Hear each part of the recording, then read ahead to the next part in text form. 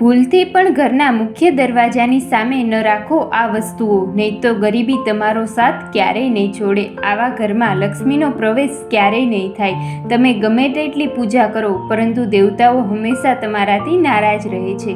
મિત્રો, સંપૂર્ણ માહિતી માટે વિડીયો અંત સુધી અવશ્ય જુઓ. તો નમસ્કાર મિત્રો, ફરી એકવાર કળયુગ થોટ્સ ચેનલમાં તમારું હાર્દિક સ્વાગત છે. વાસ્તુશાસ્ત્રમાં ઘરની અંદર સકારાત્મક ઉર્જાનો પ્રભાવ વધારવાના હેતુથી ઘણા મહત્વપૂર્ણ ઉપાયો આપવામાં આવ્યા છે.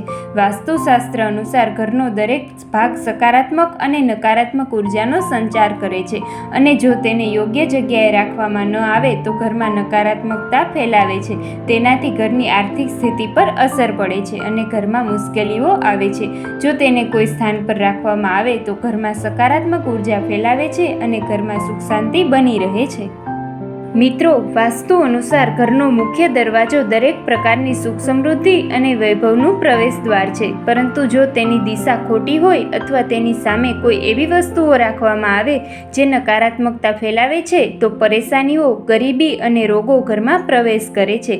એટલે જ વાસ્તુશાસ્ત્રમાં ઘરના મુખ્ય દરવાજાને વધુ મહત્વ આપવામાં આવ્યું છે.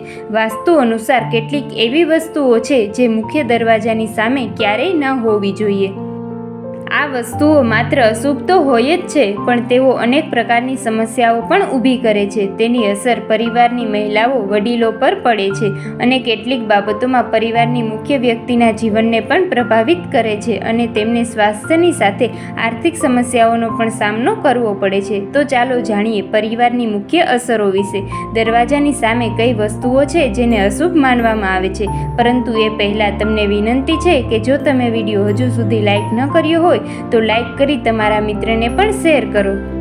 વાસ્તુશાસ્ત્ર અનુસાર ઘરના મુખ્ય દરવાજાની સામે ગંદુ પાણી એકઠું થવું ખૂબ જ અશુભ માનવામાં આવે છે. તેનાથી વાસ્તુ દોષ થાય છે. ગંદા પાણીમાં અનેક પ્રકારના બેક્ટેરિયા ઉગે છે જે પરિવારના સભ્યોને બીમાર કરી શકે છે. તેનાથી જ પરિવારના સભ્યોને બીમારી થઈ શકે છે.